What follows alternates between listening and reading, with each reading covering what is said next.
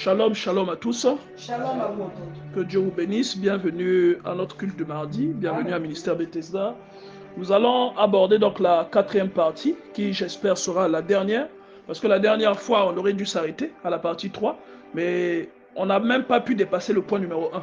On avait tellement parlé, Dieu avait tellement de choses à nous dire sur le point numéro 1 que je n'ai pas pu avancer afin de délivrer, afin de clôturer le message tel que prévu.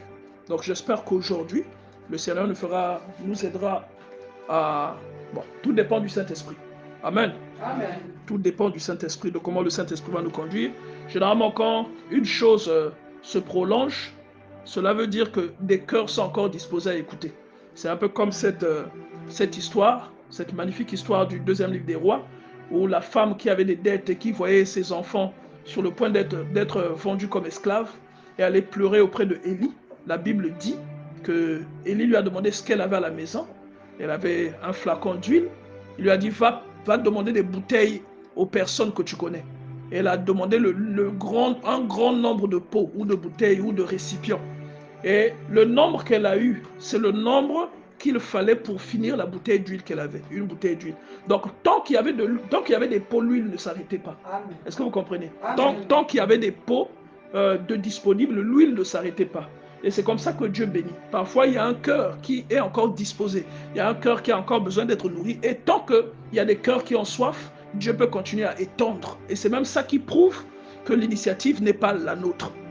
Que c'est vraiment le Saint-Esprit qui est en train de conduire ou qui est derrière ce que nous sommes en train de faire. Alléluia. Amen. Donc, on va prier. Père éternel, nous te bénissons, te rendons grâce. Tu es le départ de toutes choses. Tu es l'auteur de toutes choses. Tu es le commencement de toutes choses. Seigneur, tout ce qui existe est venu de toi. Et la Bible dit dans le livre de Colossiens qu'il y a même des choses qui sont invisibles, mais qui existent quand même. Des choses dont nous ignorons l'existence, mais qui existent quand même, qui viennent de toi. C'est pourquoi, Père, nous te devons honneur, nous te devons respect, nous te devons dévotion. Seigneur, nous devons nous soumettre à ta volonté. Seigneur, nous te disons merci pour ta miséricorde et pour tout l'amour que tu disposes à notre égard. Nous te disons merci pour le Saint-Esprit que tu nous as donné. Merci pour cet esprit qui nous oriente, qui nous conduit, qui nous enseigne, qui nous édifie et qui nous rappelle ce que tu nous as enseigné.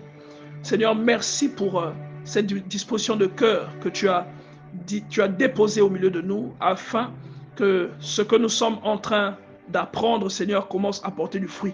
Tout à l'heure, j'étais en train de dire à tes enfants que nous n'avons pas bougé d'un iota, nous n'avons pas progressé d'un centimètre tant que nous n'avons pas commencé à appliquer ce que Dieu nous a déposé dans le cœur. Même si pour venir à Bethesda, nous parcourons 50 km, 100 km, Seigneur, tant que nous n'avons pas émotionnellement et spirituellement commencé à accepter, commencé à appliquer ce que tu nous enseignes, Seigneur, nous n'avons pas bougé d'un seul centimètre. C'est pourquoi, Père, aide-nous à mettre en pratique. Ton serviteur Jacques pouvait le dire.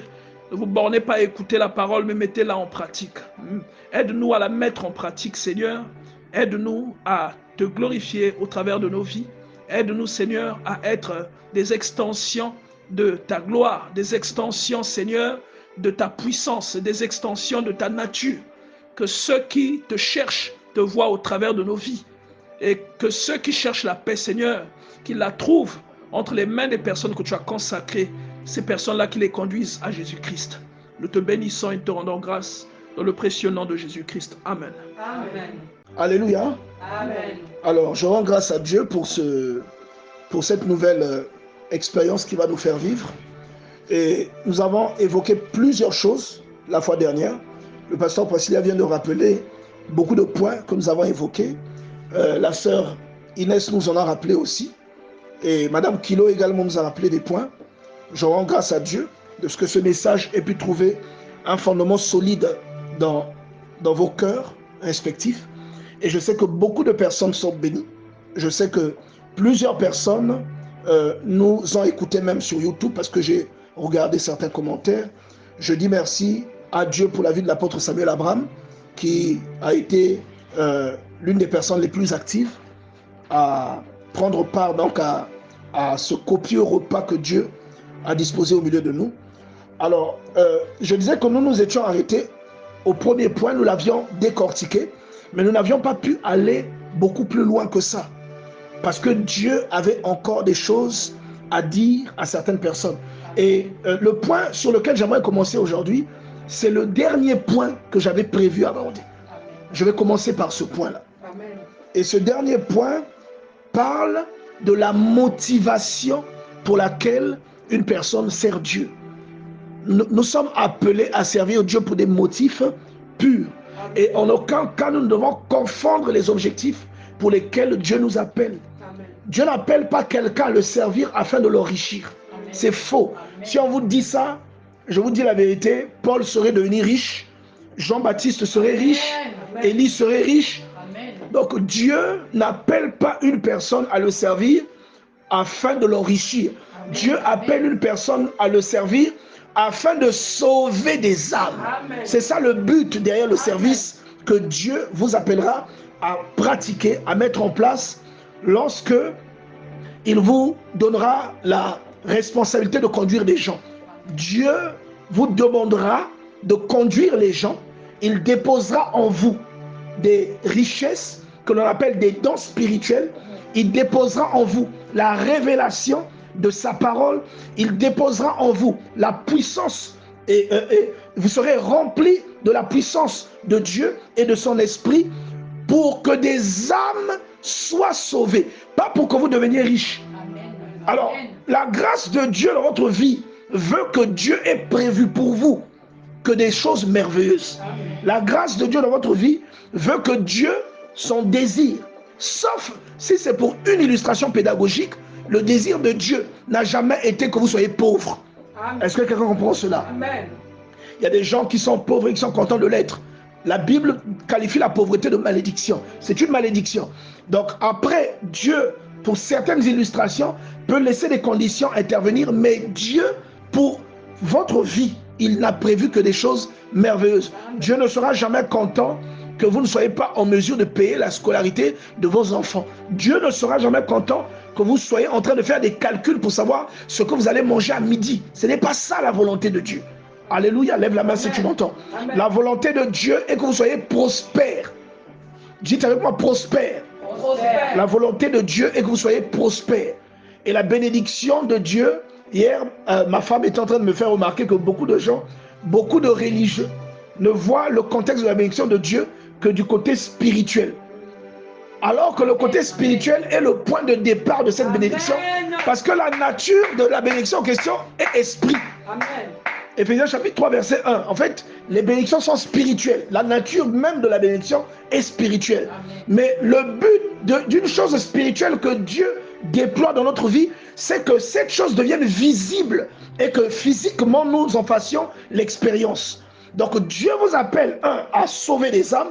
Il vous appelle à enrichir des personnes avec ce qui est spirituel, premièrement. Pourquoi? C'est une suite logique. Parce que ce qui est spirituel, c'est-à-dire lorsque quelqu'un est enrichi, lorsque quelqu'un est libre spirituellement, lorsque quelqu'un est affranchi spirituellement, vous allez voir que même sa vie aura une autre tendance. Sa vie donnera des fruits différents des fruits que la personne avait donnés jusqu'à aujourd'hui. Je ne sais pas si vous comprenez ce que je suis en train de dire ici. Donc Dieu n'appelle pas quelqu'un pour que quelqu'un devienne riche. Et il y a malheureusement beaucoup de serviteurs de Dieu, beaucoup d'aspirants pasteurs, beaucoup de personnes qui veulent servir Dieu.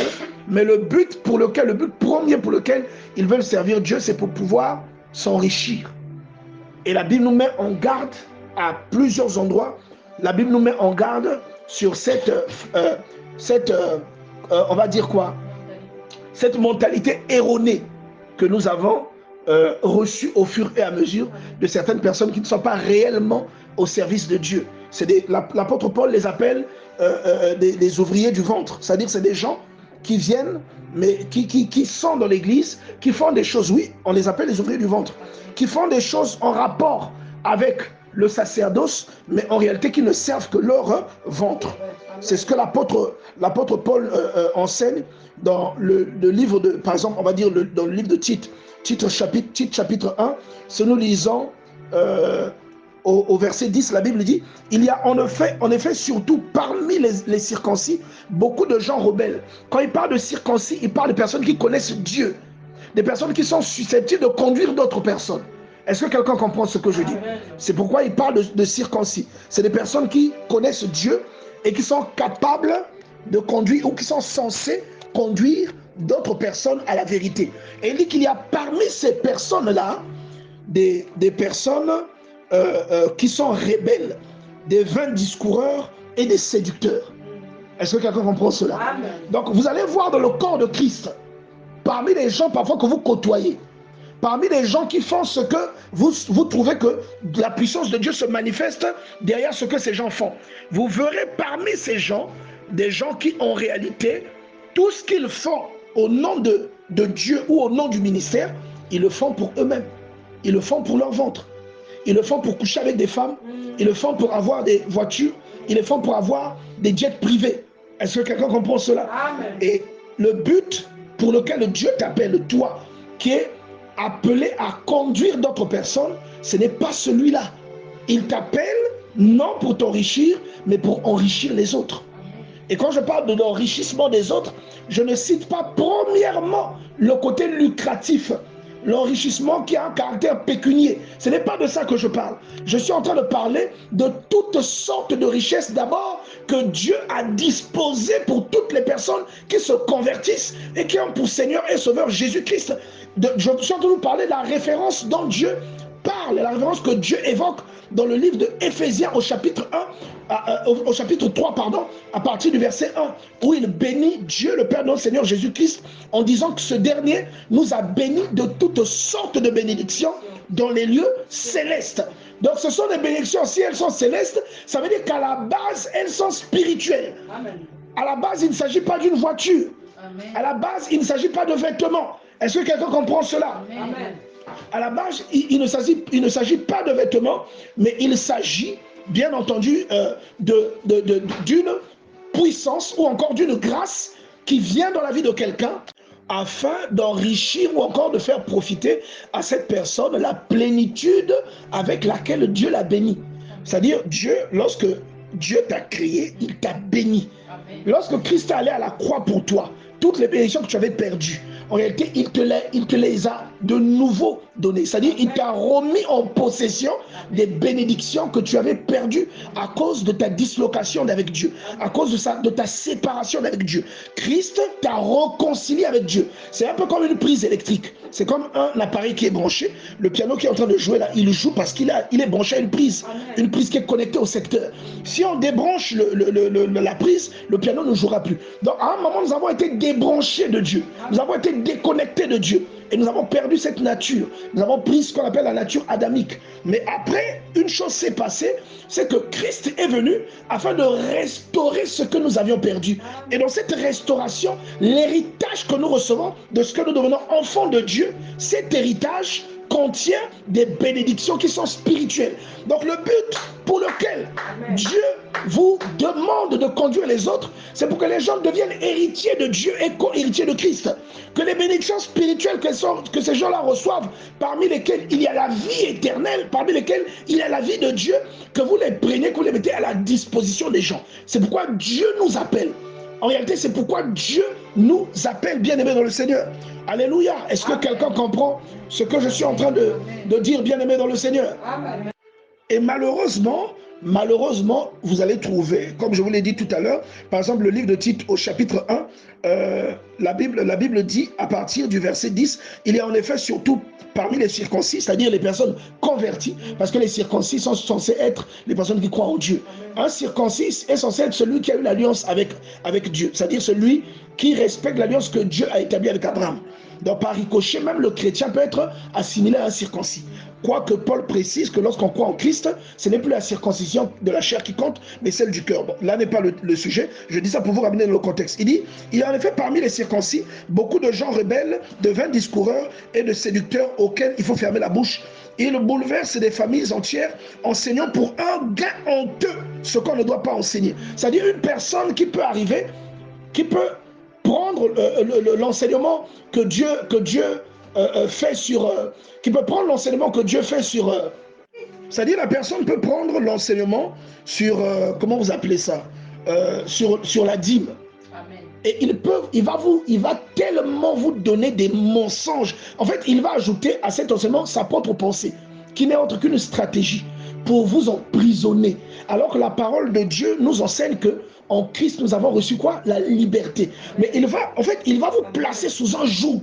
Est-ce que vous comprenez ça? Amen. Il va vous placer sous un joug en déformant ou en tordant le sens de certaines écritures afin de vous toucher psychologiquement et de vous contraindre à faire ce que vous ne faites pas avec joie. C'est-à-dire vous êtes emmené à faire une chose que vous ne faites pas avec votre cœur. Mais lui, ce n'est pas son problème que cette chose ne soit pas faite avec le cœur. Son problème à lui, c'est que ce que vous faites, qu'il en soit le bénéficiaire. Est-ce que vous comprenez cela? Je me souviens, il y avait une sœur qui communiait avec nous. Elle communiait avec nous et elle payait régulièrement sa dîme, elle payait ses offrandes. Et elle avait connu d'autres églises avant. Cette sœur-là communiait avec nous. Et il est arrivé un moment, parce que moi je regarde, je suis très regardant. Il est arrivé un moment où je sentais elle se refroidissait. Et j'essayais même de lui faire remarquer. Vous remarquez, quand vous vous refroidissez ici, je vous le fais constater. Je vous dis attention ici, attention là, je ne te sens pas, attention. Et je le lui disais, mais je pense que elle traînait avec des mauvaises personnes. La Bible dit les mauvaises compagnies corrompent les bonnes mœurs. Donc elle traînait avec des mauvaises personnes et ces personnes avaient aussi une mauvaise influence sur elle. Et donc, malgré le refroidissement, elle venait payer sa dîme. Donc quand j'ai remarqué le refroidissement tout un mois, et un jour je l'ai vu venir, elle est venue, je l'ai reçue, elle m'a dit qu'elle est venue payer sa dîme. Je lui ai dit non, je ne peux pas prendre ta dîme. Est-ce que vous comprenez ça? Elle m'a trouvé bizarre, elle m'a trouvé étrange, elle n'avait jamais vu ça. Je lui ai dit je ne peux pas prendre ta dîme. Je lui ai expliqué pourquoi. Je lui ai dit ça fait un moment que je te reproche ça, ça et ça. Si tu fais ça, ça et ça, ça veut dire que tu ne marches pas comme Dieu veut que tu marches. Amen. Donc ça veut dire que Dieu n'agrée pas un sacrifice parce que c'est un sacrifice. Il agrée le sacrifice à cause du cœur et de la marche de la personne. Amen. Si Dieu n'agrée pas ce sacrifice, moi qui suis-je pour prendre ce sacrifice-là? Parce que c'est Dieu que tu honores. Amen. Nombre 18 t'enseigne que quand tu payes ta dîme, c'est Dieu que tu honores. Amen. Et l'homme de Dieu n'en est que le percepteur. C'est Dieu que tu honores. Si Dieu, j'ai la conviction dans mon cœur qui n'est pas d'accord avec ta conduite et que tu viens payer ta dîme, qui prend cette dîme? C'est Dieu ou c'est moi? Et ça l'avait choqué. Je lui ai dit, garde cette dîme. Lorsque tu vas te repentir et que tu auras mis de l'ordre dans ta vie, tu reviendras, je te recevrai. Vous savez, elle a gardé la dîme là. Donc je crois que 2 mois sont passés parce que la fois d'après où elle était venue, elle avait apporté 3 dîmes. C'est-à-dire elle avait versé sa dîme de manière consécutive. Mais elle avait témoigné en disant, j'ai fréquenté des églises, mais je n'ai jamais vécu ça. Amen. Un homme de Dieu à qui on apporte une dîme, mais qui refuse de prendre cette dîme parce que quand il voit notre comportement, qu'il compare cela à la parole de Dieu, il trouve qu'il y a des failles dans notre comportement. Amen. Par conséquent, l'offrande, regardez la Bible dit, le Seigneur dit aux serviteurs de Dieu de ne jamais prendre comme offrande ou de jamais accepter comme offrande le prix de la vente d'un chien. Ou encore de ne jamais prendre comme offrande comment vous appelez ça, le salaire d'une prostituée. Est-ce que vous comprenez cela? Amen. Pourquoi il dit ça? Même quand il dit le prix de la vente d'un chien. Est-ce que vous savez que quand on parle de chien, dans le chien il y a l'esprit de publicité? Amen. Vous voyez ça? C'est à peu près la même chose. En fait, c'est à peu près la même chose qu'il dit aux 2 endroits. C'est à peu près la même chose. Donc il dit que tu ne peux pas prendre le prix de la vente d'un chien. On va lire Deutéronome chapitre 23. Deutéronome chapitre 23, regardez. On va lire à partir du verset 17. Il dit, il n'y aura aucune prostituée parmi les filles d'Israël. Quand on parle des filles d'Israël, on ne parle pas seulement des enfants d'Israël qui habitent en Cisjordanie là-bas. Non. On ne parle pas seulement des enfants d'Israël qui sont à Gaza, des enfants d'Israël qui sont en Palestine. On ne parle pas seulement d'eux. Parce qu'Israël a une dimension spirituelle. Donc au départ, c'est comme lorsqu'on parle d'église ou quand on parle de temple. Au départ, vous voyez que Paul, on l'a bastonné parce qu'on pensait qu'il avait introduit un étranger dans le temple. Donc le temple avait une valeur physique. Mais vous voyez que Jésus vient nous enseigner, même Paul nous enseigne que le temple là, il est spirituel en réalité. Donc quand on parle d'enfants d'Israël, L'apôtre Paul lui-même nous explique que nous sommes héritiers d'Abraham par la foi. Vous comprenez ça? Amen. Donc on parle des enfants d'Israël, il n'y aura pas de prostituées. Enfant d'Israël, c'est enfant de Dieu, en réalité. C'est enfant de Dieu. Donc quand il te dit ici, il n'y aura pas de prostituées parmi les fils d'Israël, tu n'apporteras point, verset 18, à la maison de l'Éternel, ton Dieu, le salaire d'une prostituée, ni le prix de la vente d'un chien. Dis, qui a créé le chien? Dieu n'a pas créé la prostitution, on est d'accord? Mais Dieu a créé le chien. Est-ce que vous croyez que Dieu déteste les chiens? Qui comprend ce que je dis? Est-ce que vous voyez le langage de Dieu? Amen. Dieu peut nommer une chose en citant quelque chose que vous connaissez, mais cette chose n'en est qu'une référence. Amen. Vous comprenez? Amen. Il peut parler d'une source, mais en réalité, il vous parle de l'esprit. Il peut parler d'un arbre, mais en réalité, il vous parle d'un être humain en parlant d'un arbre. Jésus n'a-t-il pas fait allusion aux croyants en parlant du figuier? Amen. Vous comprenez ce que je veux dire? Amen. Il peut parler d'un vêtement. En réalité, il parle de l'esprit. Quand il parle d'un chien, il parle d'un type d'esprit qui habite quelqu'un. Bon, si Dieu désapprouve le caractère de cette personne, ou la chose dans laquelle cette personne est allée se vautrer, et qu'elle vienne payer la dîme, est-ce que Dieu prendra cette offrande? Non. Maintenant, moi, je suis qui pour prendre l'offrande en question? Amen. Je l'ai dit, je ne la prendrai pas. Amen. Amen. Est-ce que vous comprenez? Amen. Je vous ai parlé de l'intégrité la dernière fois. Je vous ai parlé de l'intégrité. L'intégrité, c'est le sceau de votre appel. L'intégrité, c'est le cachet de votre distinction ou du fait que Dieu vous ait appelé. Si Dieu vous a appelé, que vous n'êtes pas intègre, en réalité, vous n'avez pas, il vous manque quelque chose de la part de Dieu. Et il y a des choses qui vous résisteront malgré ce que vous faites pour Dieu. Donc, je lui ai dit que je ne prendrai pas cela. Elle est retournée avec. Et moi, je me disais qu'elle elle-même dépensait pour autre chose. J'ai dit, retourne avec. Et quand elle a mis de l'ordre dans sa vie, elle est revenue, elle a payé de façon consécutive. C'est pour dire que ce que je lui avais dit, ce que je lui avais enseigné ce jour-là, l'avait marqué, l'avait touché. Et ça l'avait brisé aussi. Je crois que c'est à partir de là qu'elle avait commencé son processus de repentance. Est-ce que quelqu'un comprend ce que je dis? Est-ce que tu peux lever la main, s'il te plaît? Donc, donc, quand vous voyez ce genre de versets, Deutéronome chapitre 23, à partir du verset 17, surtout le verset 18, lorsque vous voyez ça, vous comprenez que si vous êtes un serviteur cupide, si les motivations pour lesquelles vous servez Dieu, c'est l'enrichissement, ou le fait que vous ayez toujours quelque chose à manger, parce qu'on vous apportera des offrandes, écoutez, Dieu sait que c'est lui qui vous a engagé. Dieu a mis dans l'église une disposition qui permet à un serviteur de Dieu d'être soutenu, d'être à l'abri de besoin. Dieu devient comme le garant du serviteur de Dieu. Allez lire Nombre chapitre 18. Je vous ai parlé de ça le premier jour où on a commencé cette étude. Dieu a mis en place un système financier. C'est pourquoi même les personnes qui ne contribuent pas à ce genre de choses, en réalité, sont redevables devant Dieu. Et vous allez voir qu'il y a des choses parfois qui vont vous manquer, ou qui vont arriver à d'autres personnes, mais pas à d'autres. Pas parce que Dieu ne vous aime pas, mais parce que ce que Dieu vous demande de faire sont des clés que Dieu met dans vos mains pour ouvrir parfois les choses pour lesquelles vous priez. Mais vous prenez ces clés, vous les mettez dans vos poches. Pourquoi? Rappelez-vous de cette écriture du livre des Hébreux. L'apôtre Paul, où on parle de la déférence qu'il faut avoir pour les serviteurs de Dieu. L'auteur du livre des Hébreux dit clairement que ceux qui vous conduisent doivent le faire avec joie. Hébreux chapitre 13, verset 17. La Bible dit, obéissez à vos conducteurs et ayez pour eux de la déférence, car ils veillent sur vos âmes. Pourtant, c'est Dieu qui veille sur nos âmes. Amen. Mais regardez ce qu'il dit. Il veille sur vos âmes, comme devant en rendre compte. Vous comprenez ça? Amen. Ça va nous ramener dans le livre de Ézéchiel. Je vais lire ça tout à l'heure. Il dit, fils de l'homme. Alléluia. Amen. Il dit, fils de l'homme.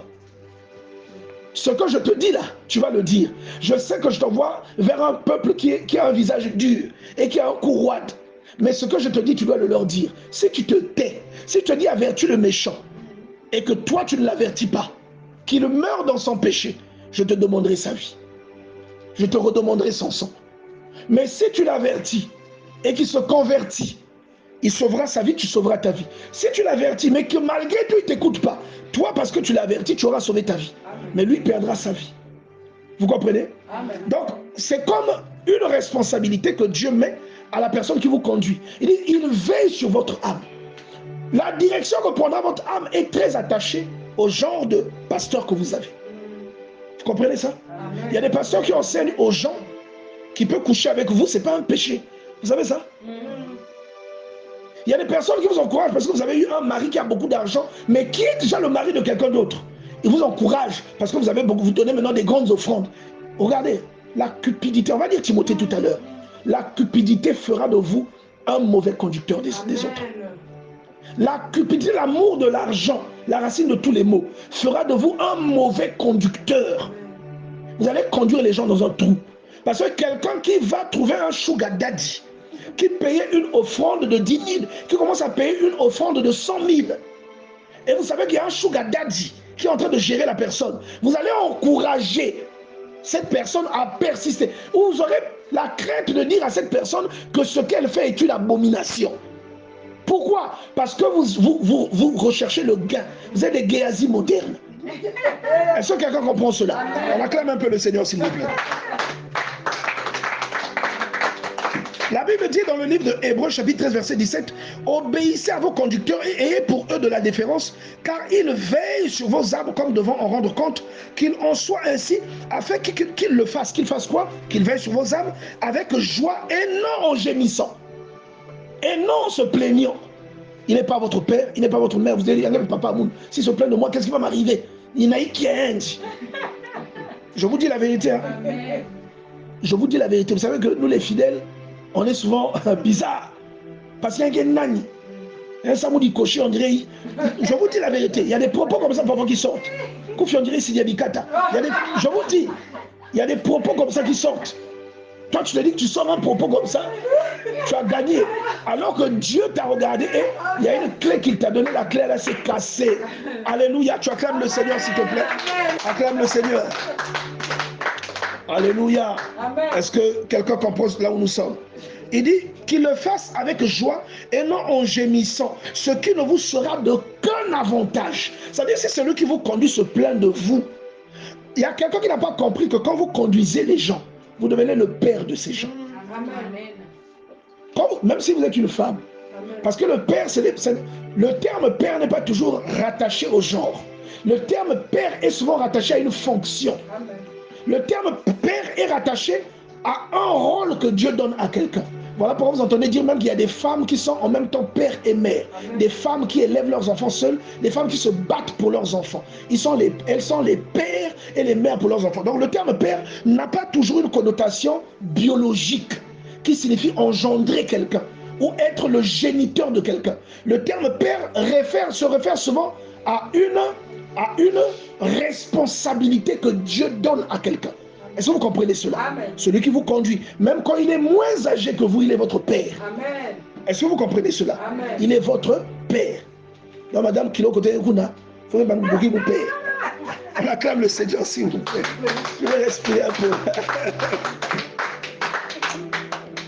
Alléluia. Amen.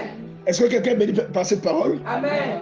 Alors, ne commettez jamais l'erreur de servir Dieu pour des motifs qui sont faux. Je vais vous prendre un autre exemple. On va aller dans l'Ancien Testament. Regardez on va appeler ça comment? L'intégrité à laquelle Dieu vous appelle, vous qui êtes censés conduire les gens. On va lire Exode chapitre 36. Nous allons partir à partir du verset 2. La Bible dit, je vais lire moi-même, Moïse appela Betsalel, Oliab et tous les hommes habiles dans l'esprit desquels l'Éternel avait mis de l'intelligence, tous ceux dont le cœur était disposé à appliquer l'œuvre pour l'exécuter. Et là aussi, j'aimerais ouvrir une parenthèse. Vous pouvez être enseigné, savoir que telle chose est juste, mais ne pas avoir la disposition de cœur pour appliquer la chose en question. Vous comprenez ce que je dis? Amen. Je répète. Vous pouvez être enseigné sur ce que Dieu attend de vous dans le ministère. Sur comment Dieu a mis en place un mécanisme pour qu'une personne qui sert Dieu soit toujours à l'abri du besoin. Mais ce mécanisme peut s'enrouiller peut se rouiller, pardon, ou sont rayées.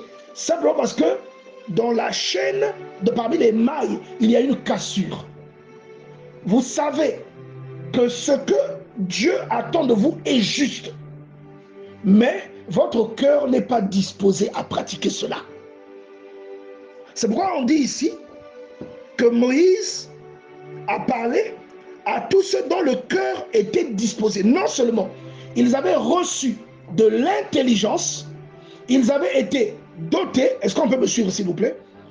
Ils avaient été dotés, ils avaient reçu de l'intelligence, n'est-ce pas? Amen. Mais ceux qui exécutaient l'œuvre n'avaient pas uniquement été dotés d'intelligence, ils n'avaient pas uniquement été appelés, mais ils avaient aussi le cœur qui était disposé. Amen. Dis avec moi, disposé. Disposé. Alors on continue en disant, ils prirent devant Moïse toutes les offrandes qu'avaient apportées les enfants d'Israël pour faire les ouvrages destinés au service. Il y avait de l'or dedans. Les offrandes là n'étaient que des choses précieuses. Il y avait de l'or, de l'émeraude, il y avait je sais pas, il y avait des étoffes, il y avait des peaux de dauphin. Lisez Exode 25, vous allez voir ce que Moïse cite. Il y avait que des belles choses à l'intérieur, des choses de valeur. Et vous, on peut vous apporter des choses de valeur, vous allez détourner certaines choses parce que vous avez un cœur cupide. On peut vous apporter, on va appeler ça comment?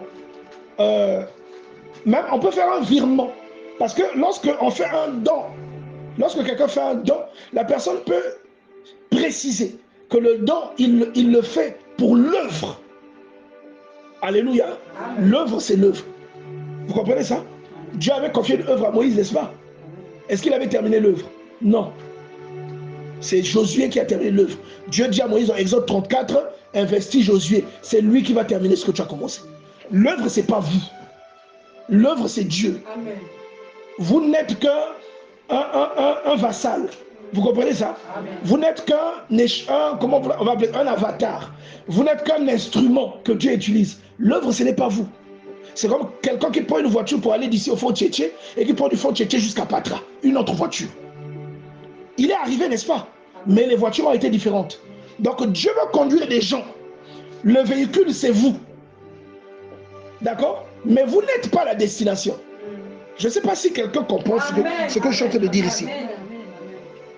Donc, quelqu'un peut dire que l'offrande, je donne 1 million, 2 millions à l'œuvre. Vous n'avez pas le droit de prendre même 100 francs dedans. Amen. Même 5, mais ça dit même 5 francs, vous n'avez pas le droit de prendre dedans. Quelqu'un comprend ce que je dis? Amen. Vous n'en avez pas le droit. Tout à l'heure, on va voir le livre de Josué. On va regarder dans le livre de Josué. Lève-toi. Va t'asseoir. Assieds-toi même là-bas. Lève-toi. Tout à l'heure, on va lire le livre de Josué. Vous allez comprendre. Fais attention quand même, oui. Vas-y. Vous allez comprendre les représailles, les répercussions qu'il peut avoir, que vous pouvez connaître quand vous conduisez comme ça. Donc, quelqu'un peut dire, je donne 1 million. Si vous n'avez pas le discernement, vous allez croire que quand vous êtes le serviteur de Dieu, donc vous devez profiter de cet argent. Quand il dit c'est l'œuvre, l'argent là est affecté aux choses. C'est comme ce que David dit dans 1 Chronique chapitre 29. C'est la même chose. Est-ce que l'argent que David avait mis de côté, Salomon avait utilisé ça? Non.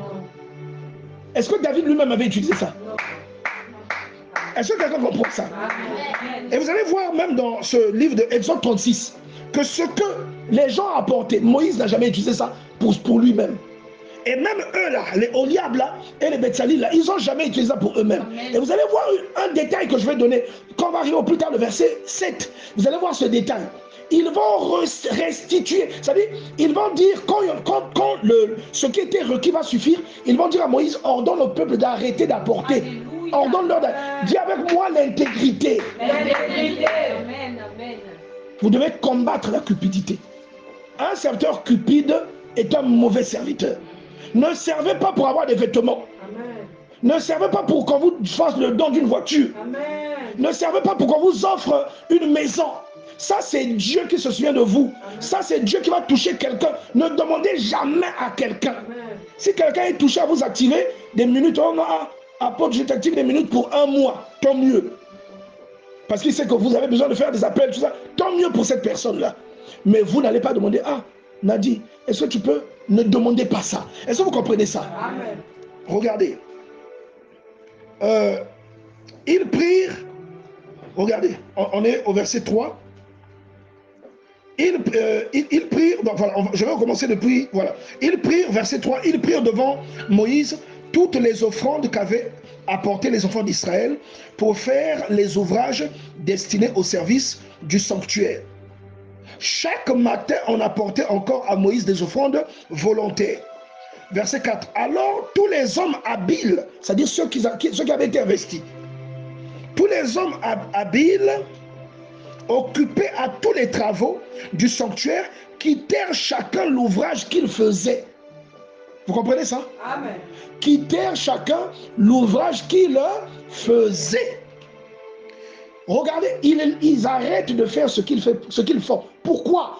Et il n'y a pas qu'une personne, eux tous. Ça veut dire que vraiment, ils avaient des cœurs disposés. Ils étaient intègres.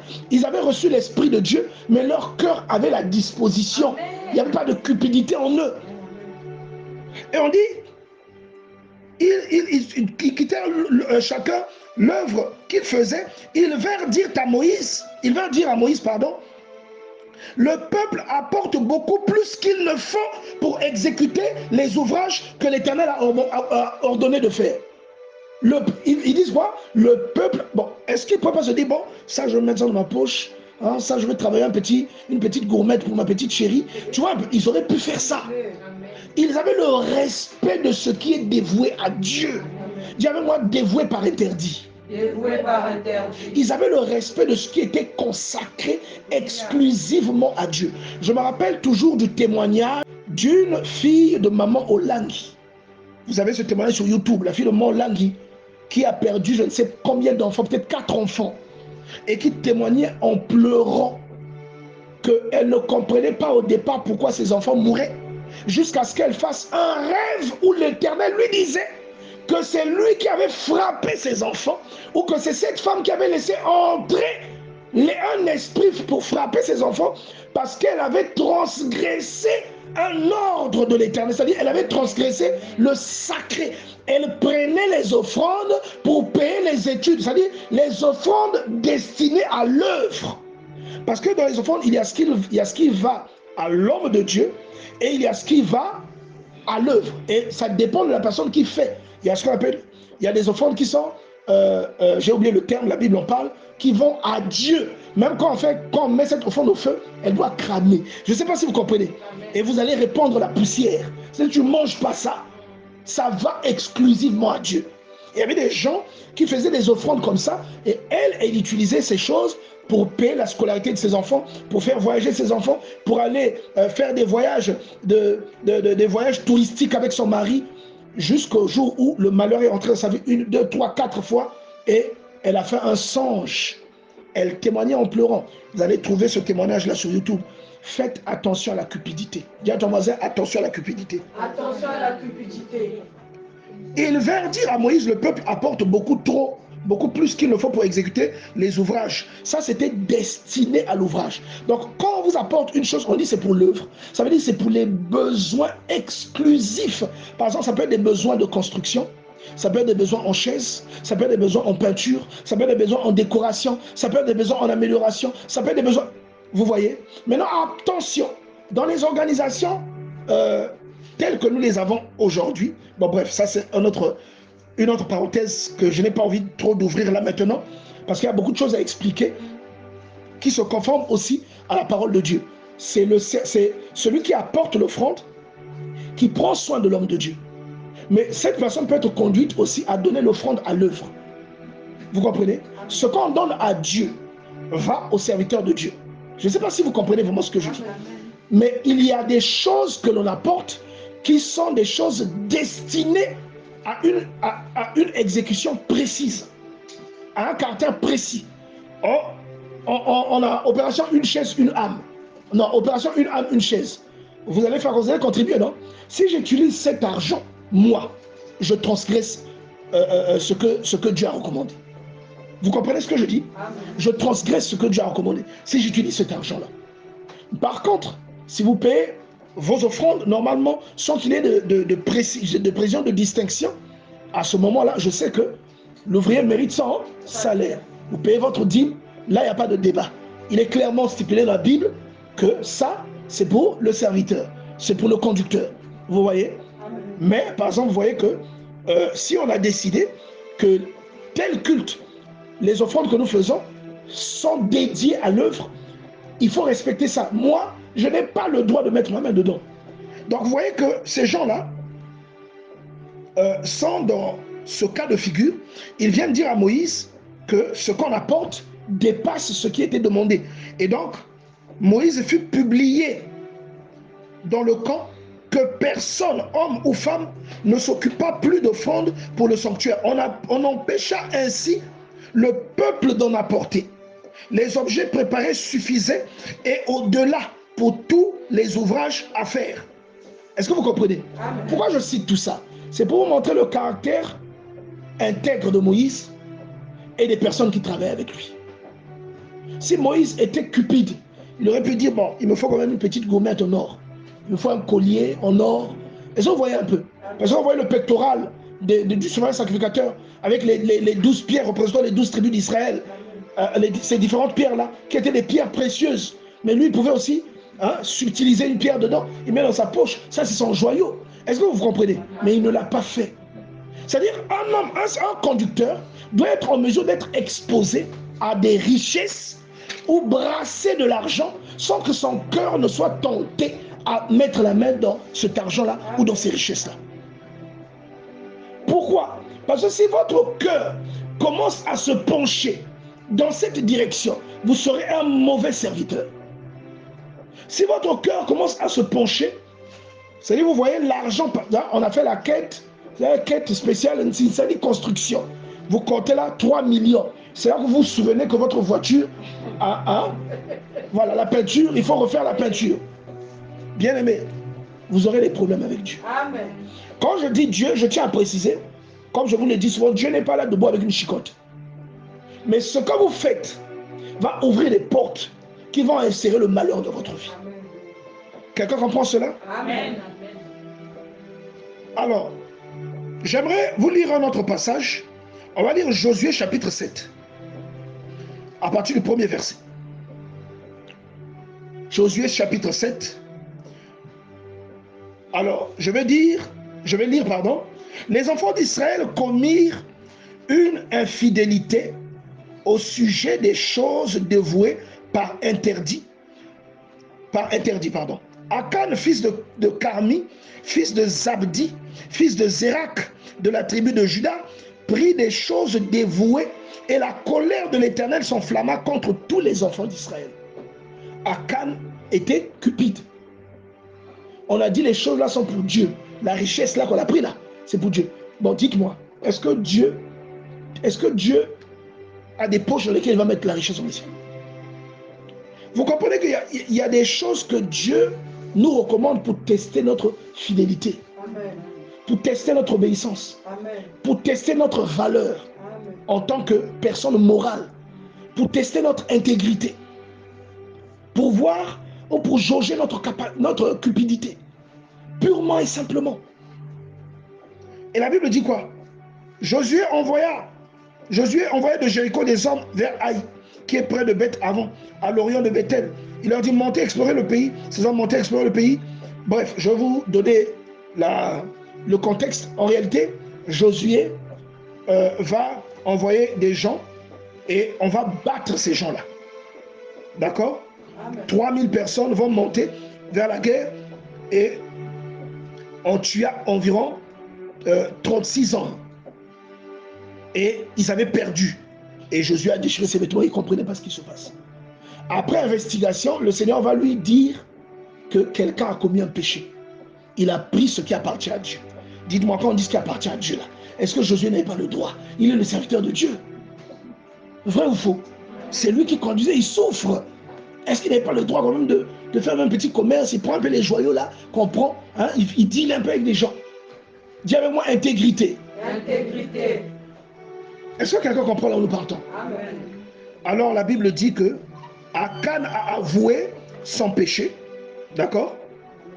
il a avoué son péché. Et au verset 19, on dit, Josué dit à Akan, mon fils, donne gloire à l'Éternel, le Dieu d'Israël, rends-lui hommage, dis-moi ce que tu as fait et ne me le cache pas.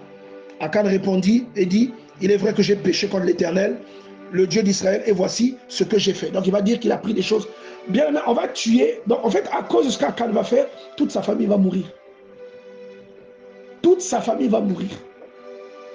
On va prendre ce qui lui appartenait, lui, ses femmes, ses enfants, ses bœufs. On va dire, pourquoi nous as-tu troublés? Verset 25. L'Éternel te troublera aussi en Israël. Et tout Israël le lapida. On les brûla au feu, on les lapida. Donc on avait pris tout ce qui était à lui. On avait pris tout ce qui était à lui. Il prit Akan, fils de Zérak, l'argent, le manteau, le lingot, même ce qu'il avait volé. Les fils et les filles d'Akan, ses bœufs, ses ânes, ses brebis, sa tente, tout ce qui lui appartenait. Ils le firent monter dans la vallée d'Accor. Et là, on l'a lapidé et on les a brûlés. Dis avec moi l'intégrité. L'intégrité. Ne soyez pas des serviteurs cupides. Ne soyez pas des serviteurs cupides. Alléluia. Vous pouvez vous retrouver dans le besoin. Vous n'avez pas d'issue. Vous pouvez solliciter l'aide de quelqu'un. Si vous êtes à l'aise avec ça. La Bible n'interdit pas ça. D'accord? Vous pouvez solliciter l'aide de quelqu'un. Que la personne vous vienne en aide. Mais ne prenez pas ce qui est clairement désigné comme appartenant à Dieu. Ne faites pas un chantage émotionnel à quelqu'un. Parce que vous savez que vous avez de l'autorité sur lui. Vous lui dites, sœur Karen, j'ai besoin de telle chose. Et vous mettez la personne dans l'obligation. Vous comprenez ça? C'est vous la mettez dans une position de gêne. Elle ne vous dira jamais qu'elle n'a pas le cœur disposé à le faire. Comme elle veut vous donner une bonne image, elle va le faire. Si vous n'en avez pas la conviction, ne le faites pas. Si vous pouvez vous débrouiller, débrouillez-vous. Et normalement, Dieu saura prendre soin de vous.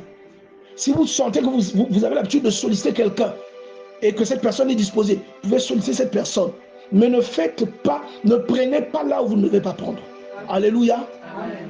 Donc, nous allons prendre un autre exemple. Je vous ai parlé tout à l'heure des Géasi modernes. Je dis qu'il y a des serviteurs qui sont des Géasi modernes. Vous connaissez Géasi? Qui connaît Géasi? Alléluia. 2 Rois chapitre 5. Bon, je ne vais pas lire tout ça.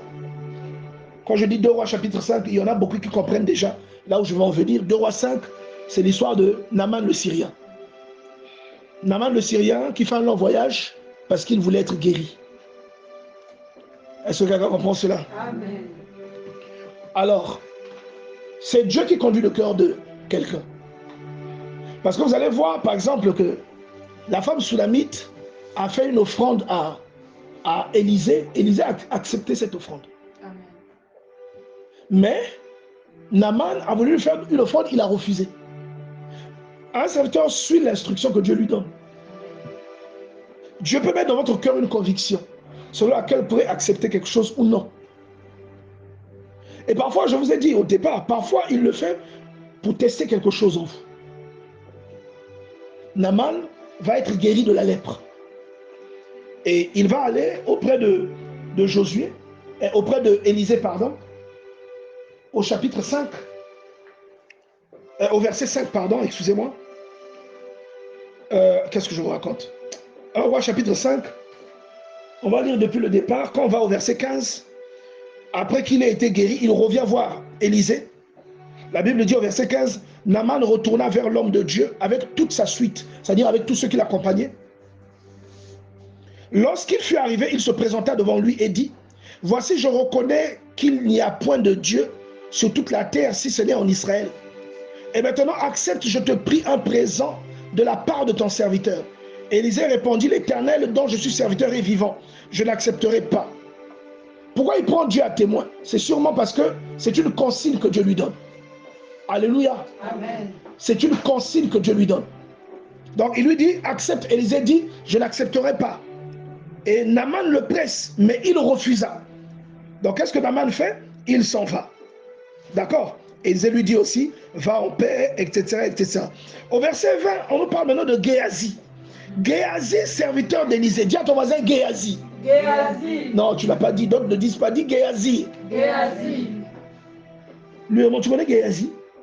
Géasi, serviteur d'Élisée, homme de Dieu, se dit en lui-même, voici mon maître a ménagé Naaman, ce Syrien, en n'acceptant pas de sa main ce qu'il avait apporté. L'Éternel est vivant, je vais courir après lui et j'en obtiendrai quelque chose. Vous voyez déjà que Géasi n'est pas connecté. Parce que s'il était connecté, il aurait reçu la consigne. Et même quand vous n'êtes pas connecté et que votre père a la connexion, vous devez suivre l'instruction que votre père vous donne. Amen. Ce qu'il a fait, ça s'appelle de la cupidité. Est-ce que vous comprenez ça? Amen. C'est de la cupidité. C'est un homme cupide.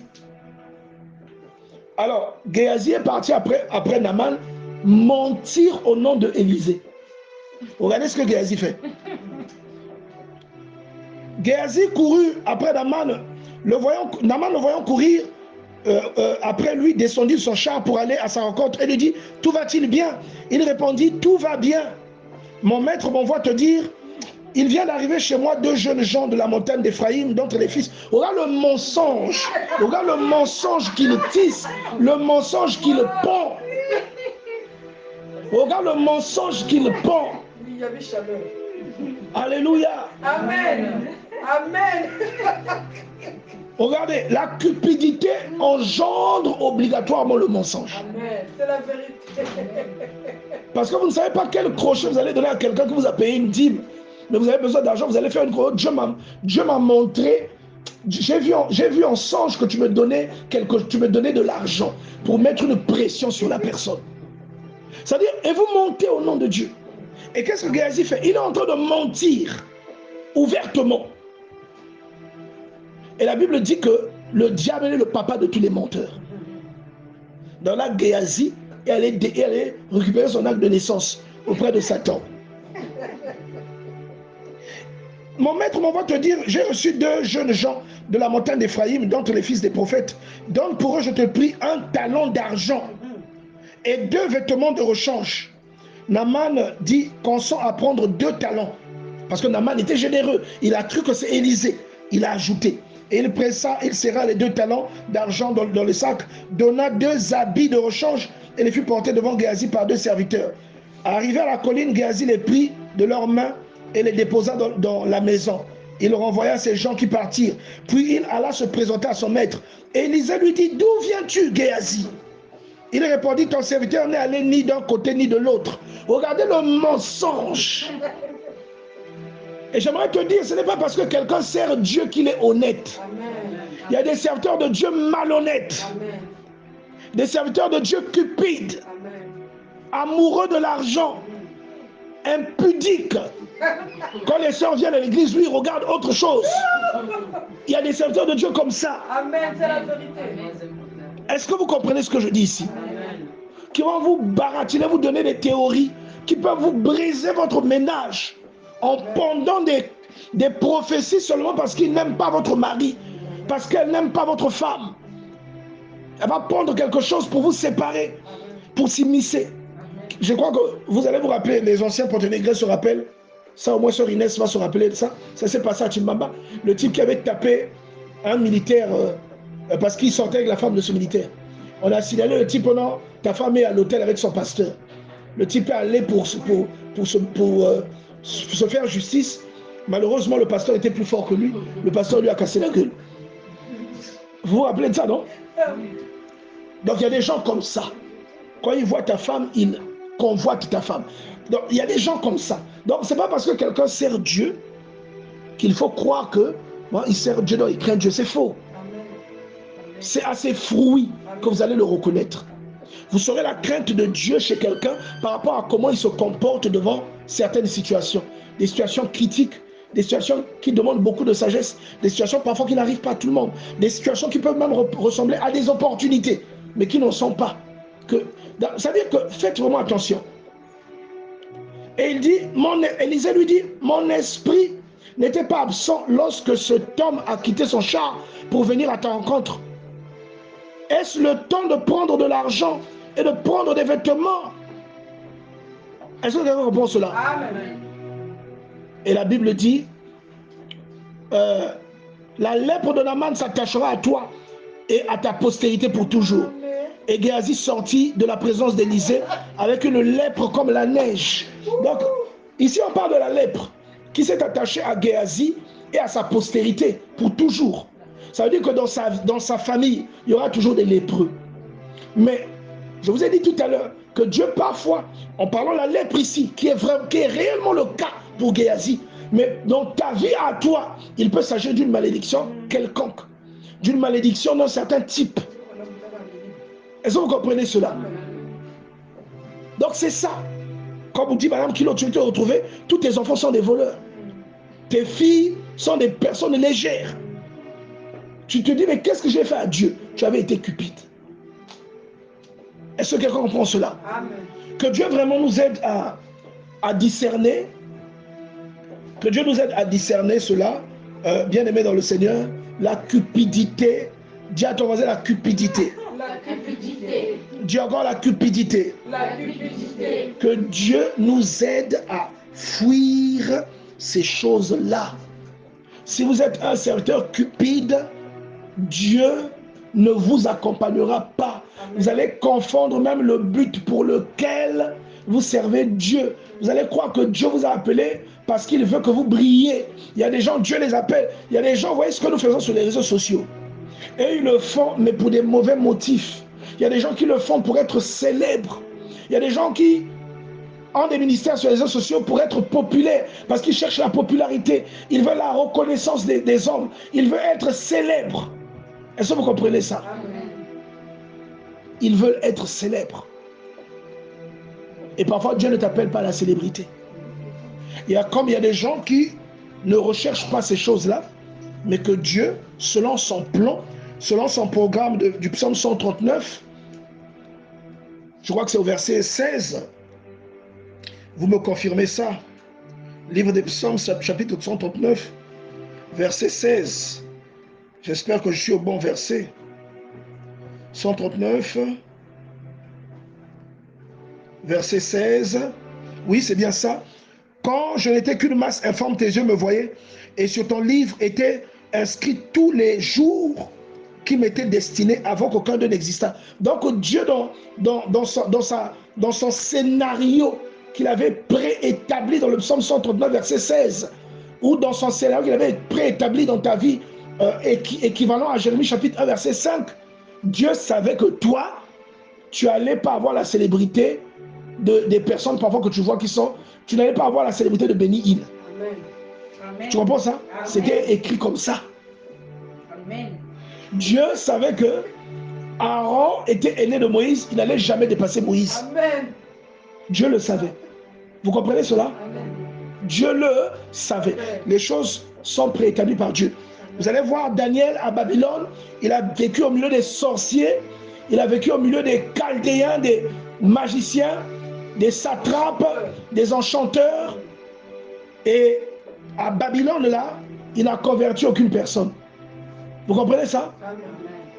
Vous fixez un défi, convertissez votre quartier. Vous allez voir parfois les personnes que vous convertissez viennent d'ailleurs. Mais dans votre quartier, vous n'arrivez pas à convaincre les gens. Ne vous plaignez pas, ne pensez pas que vous n'avez pas l'onction. C'est le couloir que Dieu vous a envoyé. Et la Bible dit que ceux qui viennent à vous, c'est ceux que le Seigneur vous a attribués. Est-ce que vous comprenez cela? Amen. Il y a des gens qui peuvent arriver ici, écouter la parole que vous écoutez. La parole qui vous touche, eux, ils ne seront pas touchés. Amen. C'est la vérité. C'est vrai ou c'est faux? C'est la vérité. Vous comprenez cela, non? Donc, ne vous faites pas mal à la tête. Que non, vous aussi, vous devez seulement séparer la mer à tout prix. Vous pouvez faire ça, vous jeûner pendant 80 jours, vous ne le ferez pas. Parce que Dieu n'est pas dans l'improvisation. Ce que Moïse avait fait, Dieu avait préétabli ça. Amen. Dieu avait calculé ça. Vous comprenez?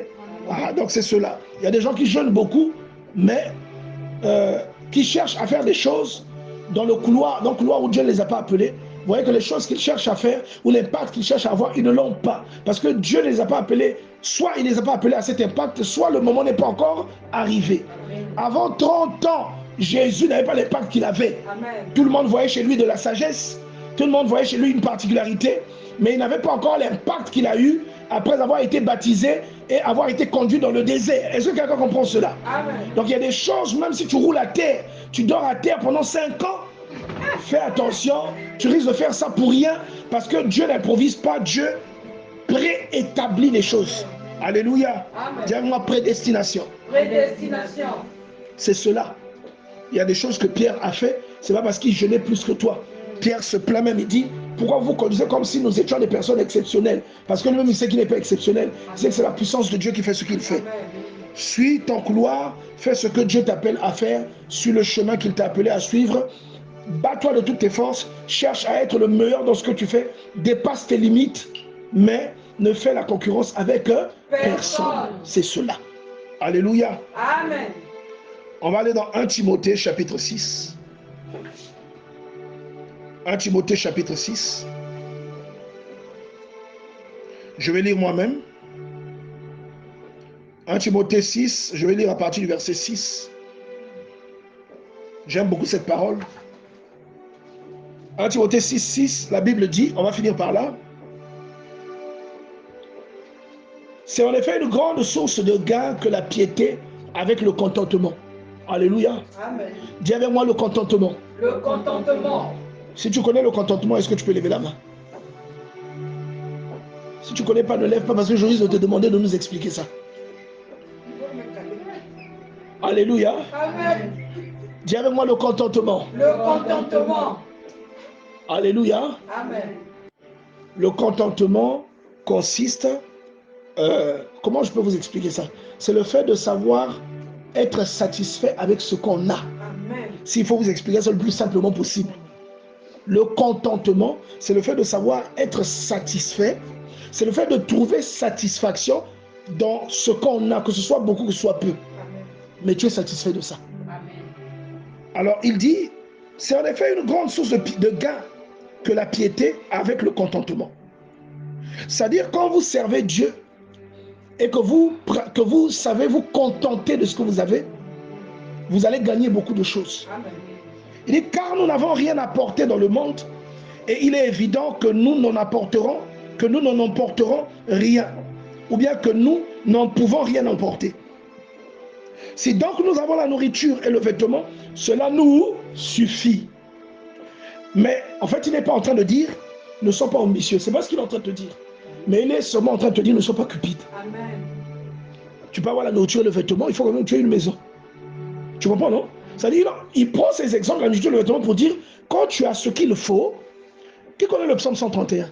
Le psaume là me fait pleurer quand je le lis. Le psaume 131. Le psaume 131, je vais chercher à le lire. Donne-moi l'autre Bible là. Elle est rouge.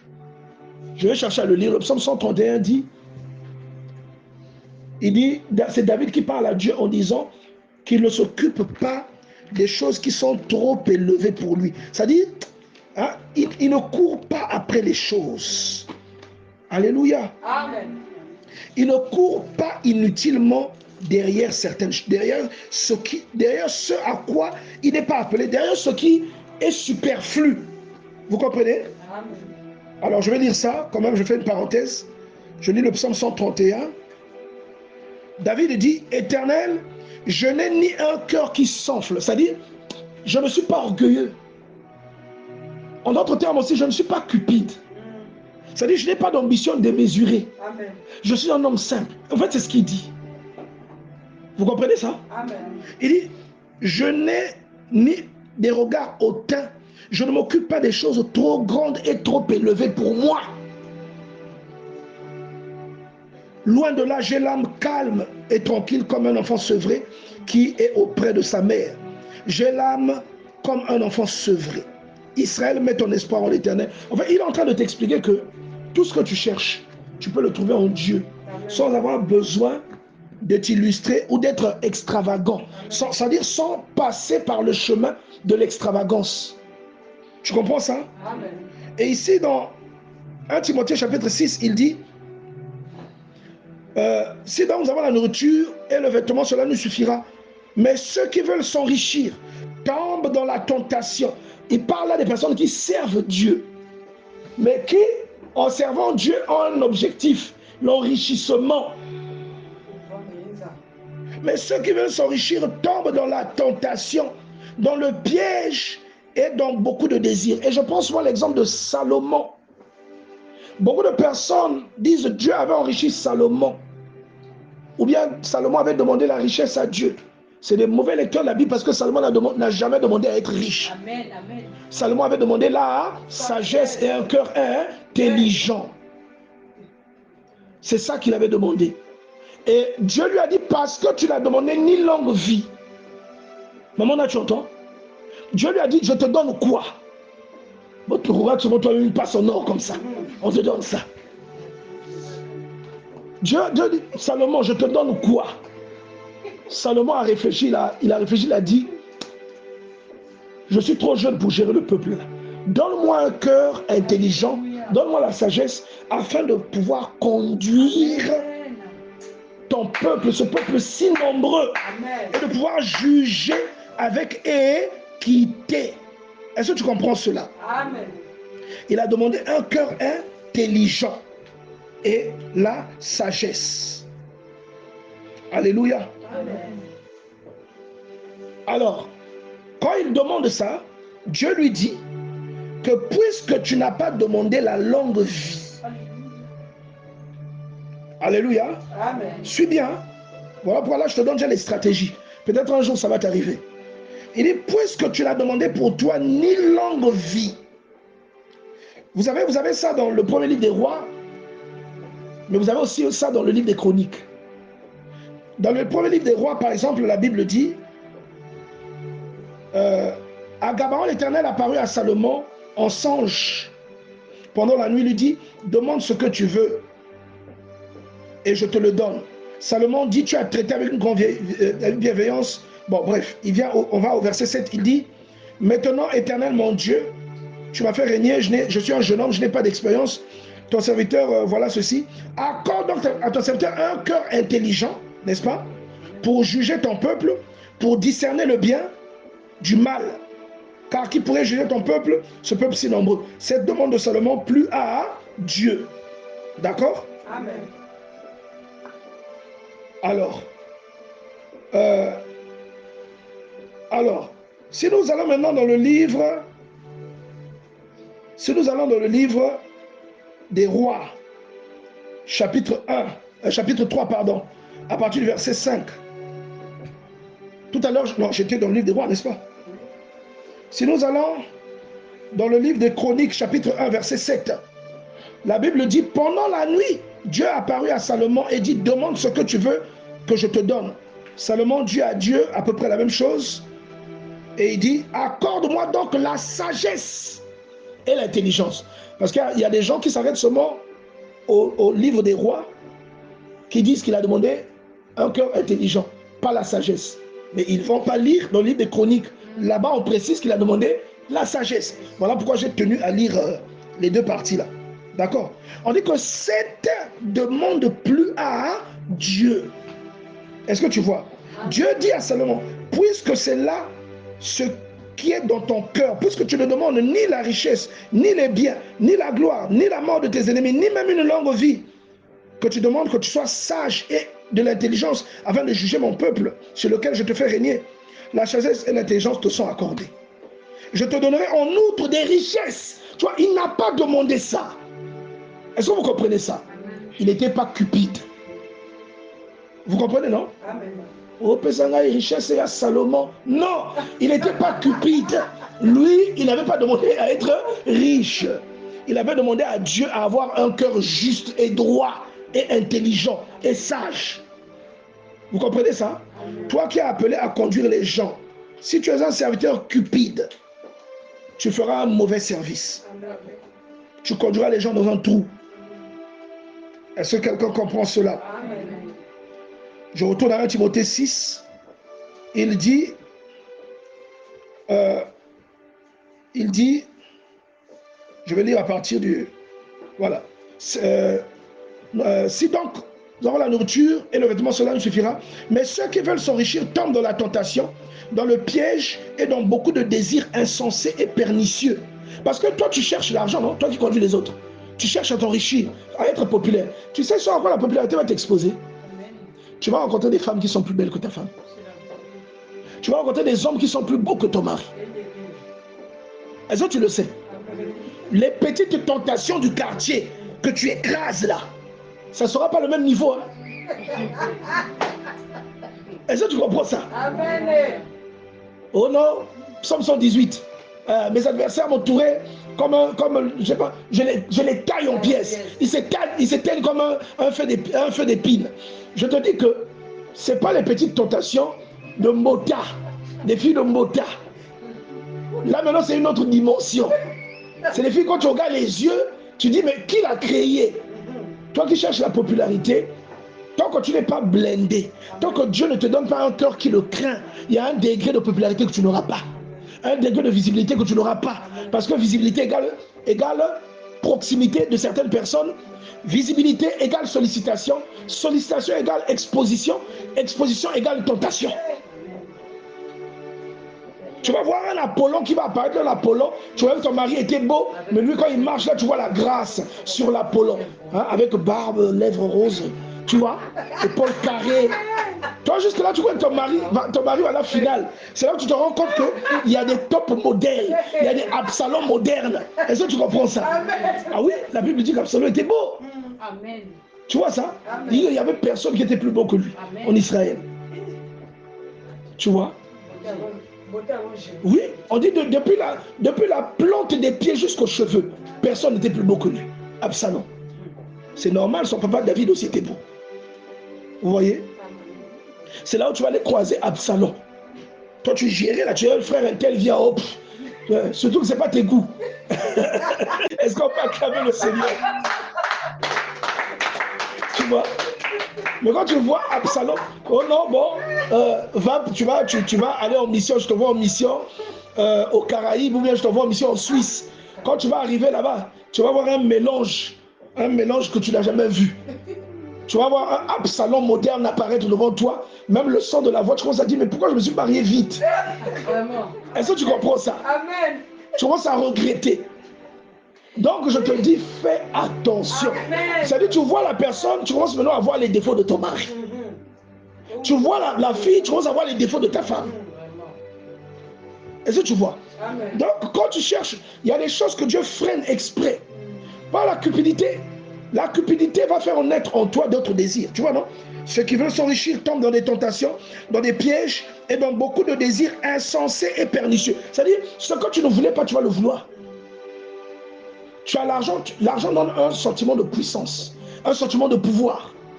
Tu es un pasteur, patron. Et comme tu es un pasteur, patron, tout le monde te fait la courbette, tu vas te sentir puissant. Surtout les pasteurs, tout le monde se couche, quand ils arrivent, tout le monde se couche. Tu vois ça? Je te dis que, je ne sais pas si Moïse on lui faisait ça, je te dis, ou bien Paul, je te dis bien aimé que quand tu vas arriver dans cette situation, il y a une fille qui va te plaire, tu te sentiras, tu vas dire, je vais faire ça comme Salomon, quoi. Je n'ai pas interdit à mes yeux ce que mes yeux ont désiré. Ah, Salomon, s'il avait fait ça, ça fait quoi? Dieu lui-même, il sait. Bien aimé, tu iras en enfer. Amen. Tu comprends ça? Amen. Donc, l'argent là, quand il dit l'argent, car l'amour de l'argent est la racine de tous les maux. Pas l'argent, l'amour de l'argent, c'est-à-dire la cupidité. Amen. La racine de beaucoup, de tous les maux même. Les guerres que vous voyez là, la guerre en RDC, c'est à cause de l'argent. Vous comprenez ça? Amen. C'est à cause de l'argent. Les conflits, les gens qui s'accrochent au pouvoir, c'est à cause de l'argent. La racine de tous les maux. Les foyers qui se brisent. Tu es là, mais à un moment on dit, le foyer se brise. Pourquoi? Parce qu'il a perdu son travail. Donc le foyer s'est brisé à cause de quoi? À cause de l'argent. Tu avais un fiancé à l'église, mais tu t'es marié avec quelqu'un qui a une RAV4. C'est la RAV4 qui t'a attiré. Parce que tu vois que lui au moins il roule dans une RAV4. Donc tu as brisé tes fiançailles. Parfois ce type-là c'est un homme de destinée, comme Sonny Kafuta, rockman, dont la fille là s'était moquée, qui dormait sur un lit dont lui-même avait le secret. Mais des années après, il est devenu Sonny Kafuta rockman. Il passait dans sa grosse moulure, il a vu, il pleuvait, il a vu cette fille-là avec un type. Comme il savait que la fille avait épousé un médecin, il savait que c'est sûrement lui. Il les a pris. Ils sont montés. Il dit non, allons d'abord, je dépose d'abord une chose à la maison. Là, il a fait exprès. Ils les emmènent d'abord là où il vit. Quand il les a fait rentrer, non, mais changez, j'ai des vêtements de rechange. La femme là lui a dit, ah, Sonny, si je savais. Est-ce que vous comprenez? Vous allez refuser votre fiancé à cause de quelqu'un qui a quelque chose. Pourquoi? Parce que vous êtes cupide. Amen. Vous voyez l'argent maintenant, vous voyez l'argent. La cupidité est un mauvais allié. Amen. Alléluia. Amen. La cupidité est un mauvais allié. Ceux qui veulent s'enrichir tombent dans des tentations, dans la tentation, dans les pièges et dans beaucoup de désirs insensés et pernicieux qui plongent l'homme dans la ruine et la perdition. L'amour de l'argent va vous perdre. La cupidité, toi conducteur, la cupidité va te perdre. Ça va te perdre. Est-ce que tu comprends? Amen. Pour toi, homme de Dieu, pour toi qui conduis les gens, pour toi, homme de Dieu, fuis ces choses. Recherche quoi? La justice, la piété, la foi, la charité, la patience, la douceur. Combat le bon combat de la foi. Saisis la vie éternelle à laquelle tu as été appelé, pour laquelle tu as fait une belle confession en présence d'un grand nombre de témoins. Est-ce que quelqu'un comprend cela? Amen. Non, je n'ai pas entendu ton amen. Amen. Est-ce que tu peux acclamer le Seigneur?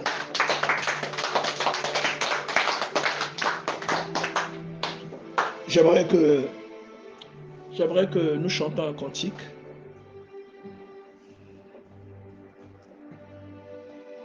J'aimerais que nous chantons un cantique pendant que je vais faire cette prière pour rendre grâce à Dieu pour ce moment merveilleux qu'il nous a accordé de passer. Si quelqu'un peut nous conduire, je crois que vous pouvez commencer à chanter. La sœur Inès va vous suivre. Père éternel, je te rends grâce et je te célèbre, Père. Merci Seigneur éternel pour ton amour. Merci Seigneur pour ta bonté et pour toutes ces choses que tu apprends à tes enfants. Merci pour ton amour, merci pour la particularité Seigneur éternel avec laquelle tu nous as parlé ce soir. Je te recommande ton peuple Seigneur. Je le soumets à tes pieds, Père, afin que tous ceux qui sont appelés, Jésus, à conduire notre personne, tous ceux qui sont appelés à servir, Seigneur, je te les recommande. Donne-leur un cœur, ô Jésus. Donne-leur un cœur qui est intègre, un cœur qui fuit la cupidité, un cœur qui recherche l'intégrité. Donne-leur, Seigneur éternel, ce cœur, Jésus. Alléluia. Merci Jésus. Oh, souviens-toi de toutes les personnes qui ont ce combat en ce moment à travers le monde. Donne, Seigneur éternel, cette richesse, alléluia, qui est spirituelle et dont nous avons besoin.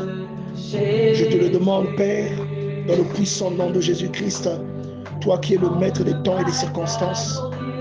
Bénis, Seigneur éternel, tes enfants. Parle à nos cœurs. Parle aux oreilles, Seigneur éternel, de notre cœur, afin que cette parole ne nous quitte pas, mais qu'elle demeure à l'intérieur de nous. Dans le glorieux, le puissant nom de Jésus-Christ, nous avons ainsi prié. Amen. Comment ne pas t'adorer?